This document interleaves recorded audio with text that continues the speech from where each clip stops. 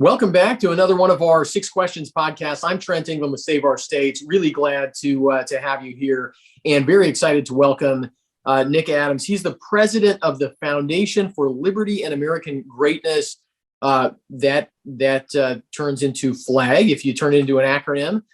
Nick, good morning. Good morning, Trent. It's great to be with you. Yeah, it's really great to be here and great to talk with you. First question, really simple. FLAG, tell us about your foundation. Look, the day that I immigrated to the United States, Trent, I set up FLAG, the Foundation for Liberty and American Greatness. It's a non-profit organization that is dedicated to teaching civics and putting patriotism back in K-12 schools. And we basically do it three ways. Number one, through classroom visits. Number two, through the creation and distribution of kid-friendly resources relating to the founding documents. And number three, through professional development training for teachers, where we teach teachers how to teach civics the way that it used to be taught to all of them. So we've had tremendous success in getting our resources out there to different schools and students. We've got more than 1 million students nationwide now that have got at least one of our 4 resources. So we've got the Students' Constitution, the Students' Declaration of Independence, the Students' Selected Readings of the Federalist Papers, as well as the Students' Guide to the Electoral College. Our brand new resource has just come out. It's called Freedom versus Socialism, a high schooler's guide.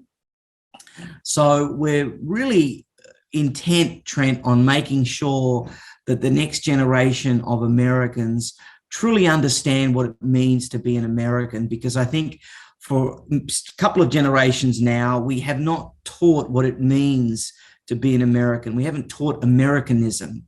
And that's why I set up FLAG, because I've been in love with the United States pretty much all of my life. And as, of course, all of your listeners and viewers can probably tell, I wasn't born here. I'm a legal immigrant to the United States, now a naturalized US citizen. And I often feel that a lot of Americans don't realize how special and unique and extraordinary this country is, particularly the young people in the United States. And that's why there was all this emphasis on colleges. And of course, there's some terrible stuff that happens on college campuses. But for me, in 2022, Trent, I believe that by the time an American student sets foot on their college campus for the first time, the indoctrination that began on their first day of elementary school is well and truly complete. And often we simply spin our wheels. I think the real progress and the real impact can be made far younger than that. And that's why I think it's something that the other side understands a lot better than the right, than conservatives do, that you need to reach children at an age where they're starting to formulate their opinions and ideas. And the only way that we're going to continue America the way that she has been, a country unlike any in recorded human history in more than 5,000 years, the only way that we're going to do that is by making sure that they are tethered to the founding values, the ideals of the founding documents and the founders' vision for the country. I could not agree more, Nick. I'm so excited about what you're doing, because I feel like for some reason conservatives have focused, as you mentioned, on college for a long time. And I think there's a sense it's kind of low hanging fruit, right? You got all these young people, they're all clustered together, and you know where to find them, and they've got some free time on their hands. And yet, I completely agree. I think students walk onto college campuses with some pretty strong predilections as to which way they're going to go politically and what they're going to believe. And I think what you're doing to get to them early is just critical. You mentioned that FLAG has put an emphasis on the Electoral College. It's one of the things that you help students understand. So second question, why do you think that institutions like the Electoral College, the left is after the Electoral College, they're after the Senate, they're after the Supreme Court, at least when it doesn't do what they want. Their mantra is democracy. I mean, why do you think that's a threat? And I guess the flip side of that is, why is it so important to preserve those things? Well, the big thing is, Trent, I think a lot of people don't realize, but leftists are by their very nature destroyers. Conservatives are builders. And the left have to destroy everything in order to create the new utopia that they seek. And that, of course, begins with the United States, because the United States is perhaps the greatest emblem, the greatest symbol of the success of everything that the left hates. And so in order to kind of achieve what they want to achieve and convince people that what they want is better, they have to diminish and destroy America as much as they possibly can. And that's why they go after these institutions like the Electoral College. For me, the Electoral College, as somebody obviously that studied American history, studied American government and politics at university and by myself, for me, the Electoral College is the embodiment of the prescience and brilliance of America's founders.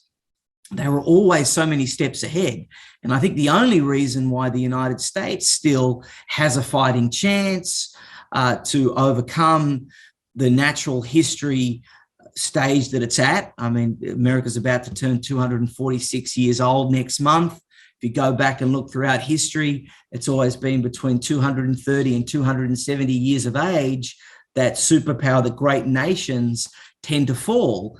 And I think the reason that America has a fighting chance to get to 300, to celebrate her third centennial in 2076, is purely because of just how visionary and forward-thinking the founders were. And you can't get a better example of that than the Electoral College. They were able to forecast that perhaps one day the population centers would be in the cities and it would unfairly advantage a particular region over another. And so they decided, we're going to make sure that can never happen. And that's why the Electoral College was implemented. And when Flag goes into schools and we talk to students in classrooms about the Electoral College, Trent, it's really sad. They've got absolutely no idea why the Electoral College exists. They don't know the idea behind it. And the little that they do know has been influenced by what the left has put out there, that the Electoral College is unfair and it should be one vote per person, and that's democracy, and anything other than that is not democracy.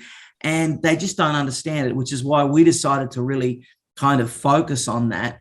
But yes, the left, the Democrats, they would love to create a 51st state, make DC a state. They'd love to completely change the rules of the game and the country. And one of the things that I want to make sure that young Americans understand is that if we start to do those things, America is no longer going to be America. America is going to be transformed, or the latest terminology that the other side uses, and all of the opportunities, all of the things that make their own personal dreams more likely to come to fruition are going to disappear. So if they want to have the best shot at achieving the dreams that they have, we have to keep America the way that it's always been. We can't go into a European style country or some other variation of that. I'm talking here with Nick Adams. He's the president of the Foundation for Liberty and American Greatness on our 6 Questions podcast. Question number 3 is about gender ideology. This is another really grave threat, I think, to our country, and even more broadly, just to sort of Western civilization. Nick, Florida, where you live now, has done some things to push back on this, has gotten tremendous pressure from corporations, from the federal government, from the media. What do you see going on in Florida? Is it enough? Is the tide beginning to turn on this really bizarre, moment in history where we see this gender ideology, in our schools and our corporations, all across the land? Well, this is always a bit of a head scratcher for me, Trent, because it's really hard for me to understand this whole gender ideology thing. Governor DeSantis has certainly been a godsend for Florida. And I think under his leadership, essentially, Florida has become to the United States what the United States is for the world. And that is a leading light, a shining example. And if only the rest of America were taking Florida's lead, I think that we'd be much better placed to win and reach that 300 years. Look, the left have decided that they want to wage war on traditional genders. We've seen this obviously in the attack on masculinity, on the attack on men now for a long time, the embrace of radical feminism. And I think that this is really a corollary to that. And now they're even questioning that there are two genders. Now, how you can debate that there are two genders or not is really quite beyond me. And perhaps at the ripe age of 37, maybe I'm just too old to understand it, even at my age. I don't know. But to me, the left want to destroy gender again because they want to destroy the roots of civilization as we know it. Because if you destroy gender, Trent, you destroy the family. And I believe, as a conservative, that the traditional family unit is the cornerstone. It's the foundation of everything. And so I think that this is a further attack on the family, an attack on civilization, an attack on the norm. And that's why it's got to be pushed back upon. It's got to be fought vigorously, because if we don't, then this political correctness that now is obviously filtered into gender, where you can choose 57, I think is the number, but maybe that's not up to date. I don't know. But you can essentially choose now when your baby is born to elect either that they don't have a gender or whatever it is. And this is simply political correctness gone crazy. And it's very sad that this kind of choking conformity, this intellectual tyranny that is political correctness has become so widespread, even affecting things that previously have been indisputable, incontrovertible, undeniable. How anybody can seriously posit that there are more than two genders is for any right-thinking, plain-speaking person, absolutely absurd. Yeah. Shifting gears a little bit, question number 4, Nick, in addition to being a president of the Foundation for Liberty and American Greatness, you're also an author. You wrote a book called The Most Dangerous President in History.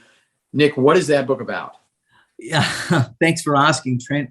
Look, I believe that Joe Biden is easily the most dangerous president that the United States of America has ever had, and I don't even think it's close. Anybody that recently saw his interview late night can see that we're dealing with a man, we're dealing with an individual that simply does not have the mental acuity. He does not have the cognitive awareness of being the president of the United States. But that's just one part. The other part is that he has surrounded himself, or is surrounded by, the most radical left Marxist thinking type people imaginable.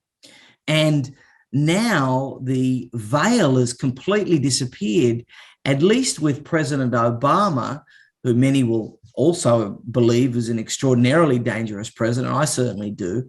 But at least with him, even if you go back and you have a look at his speeches, he tried to cloak the leftism and the socialism and the heavily leftist thinking and ideologies and policies. He tried to cloak them in pro-American language. Mm-hmm. He tried to wrap himself in the flag because he thought that was the only way to actually successfully market what he wanted to do or what he was doing.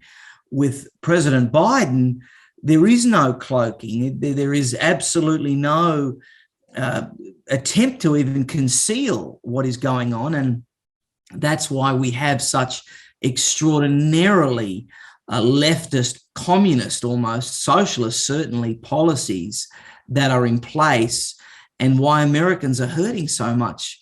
So I think the combination of President Biden really just not being completely with it. In Australia, there is a expression called, you've got a kangaroo loose in the top paddock. And, I really think that this president is kind of, he's a paling short of a fence. He's not the full dollar. You choose your expression. I don't think that he really has the mental capability to occupy the position that he has and that he does. And then on top of that, the fact that everybody around him is so hardcore un-American. I mean, the biggest difference, Trent, I think with this president, you can also say President Obama was like this as well, is that they don't believe in American exceptionalism. They don't love America the way that you and I do. They don't love the things about America that you and I do. They want to transform America clearly into something it's never been, something it isn't, and quite frankly, I believe something it should never, ever become. And that's why Joe Biden is the most dangerous president in history. It is a brand new book. You can pre-order it right now. I think it's going to be a bestseller. And I think every American concerned about themselves, their family, and their country must read it. I'm looking forward to it. Nick, question number 5, something I'm really interested in your answer to this. I've been to Australia, which obviously is where you grew up. You were in politics there. You were the youngest deputy mayor in Australian history in Sydney. And, it strikes me that an American can look at Australia and say, hey, look, I mean, it's another United States, right? I mean, the history is similar as far as being a part of the British Empire and a part of the Anglosphere and all the things that go along with that. Obviously, there are some differences in the history as well. But I'm curious, from your experience growing up in Australia, being in politics there, coming to the United States, being involved in politics here in a different way, obviously. But what are the things that are similar? What are the things that are different between the United States and Australia? We do have a certain shared heritage, I guess. Well, the big thing to understand, Trent, is that the international perception that has been built now over the last few decades, carefully crafted, I would say, by Hollywood and marketers and advertising people, that international perception has always been pretty vastly different to the domestic reality. And I think that Americans and people around the world, as they watched last year on television and on social media, all of the stories come out about how draconian a lot of the response to COVID was. I think they realized that they've been sold a bit of a lemon, that Australia is not this land of rugged individualists that are punching crocodiles or punching kangaroos and wrestling crocodiles all day. They see that is not, that's really not what Australia is. And I can tell you, as somebody obviously that spent the first 32 years of my life in Australia, that it's never been that way. In fact, Australia is the second most urbanized country in the world. So that means that 89% of Australians live in one of the 6 major cities: Sydney, Hobart, Adelaide, Brisbane, Melbourne, and Perth. So right there, you can see why the culture would be a little bit different. The whole idea of the outback and everything else, it exists in vast space, but not in population numbers. And of course, culture is created where the population is. And that's why I've always believed that Australia has always more resembled a European country in culture, as opposed to the United States, which is really a country, I think, of small towns as opposed to major cities. Because a really interesting thing to do is to go and add up all of the different population centers of all of the major areas in the United States. And I think you'll find that you don't really get past 120 or so million, which means that there's a much more significant population in regional and rural areas in the United States than there are in most other countries, which could explain why, at least up until recently, America has always projected small town conservative values on a national and international scale. So that's something that's interesting. But look, Australia is a place, Trent, I don't know if you've been down there, but if you go to Australia and you bring in the wrong kind of fruit or the wrong kind of nut, you may as well bring in a kilo of cocaine, because you're going to be treated exactly the same way. It's got that island mentality. It's very protective. It's very draconian. It's very structured. That's just the way that it is. Now, it's a nice country to have a great life in if you don't really want to upset the apple cart, if you're not really looking to blaze a trail and leave a legacy and do things that no one's done before, and if you're not really interested in coloring outside of the lines and bringing attention to yourself, Australia's a great place to be. But for someone that's really entrepreneurial and really wants to get out there and chase and hunt and pursue and make a name for themselves and all of that kind of stuff, it's really not the place to be. That's fascinating. That does really help me. I have been to Australia and just kind of up and down the East Coast there, and that helps me understand quite a bit more why the difference. It's you don't see that just driving around. It's hard to realize how urbanized the population is relative to the United States. That makes all kinds of sense, and probably sounds alarm bells for us in the United States as our population has been becoming more and more urban. I think it's just people lose the sense that they can rely on one another and on themselves, and they once people live in big cities, they tend to look to government as their higher power, I think, which is is the root of all kinds of problems. Well, it's just another reason why, again, the Electoral College is so necessary and so brilliant. Because you can see in Australia what's happened. So, Nick, our last question on 6 questions is always the same. Who is your favorite founding father and why? Look, you can't go past the greatest American of all time, George Washington. Just imagine if George Washington had decided to be a king. I think his leadership, the inspirational stories about the bulletproof George Washington and all that kind of stuff, it's just absolutely fascinating stuff. When I think about what it means to be an American, when I think about everything that's in an American, you really just, to me, he's such an inspirational figure, such a transformational figure in the sense of what his actions were, how different the world could have become, how different the United States would be today. So I think every single American owes a very significant debt of gratitude to George Washington. I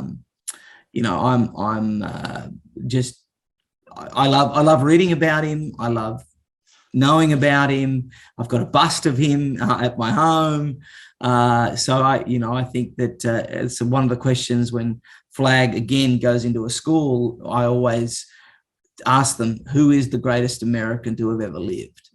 And unfortunately, I don't always get the right answer, but I explain to them, or I make the case for why I think it's George Washington. Yeah. Nick Adams, president of the Foundation for Liberty and American Greatness.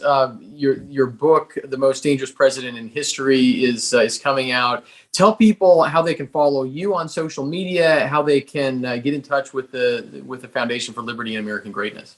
So, Trent, the website is flagusa.org. That's flagusa.org.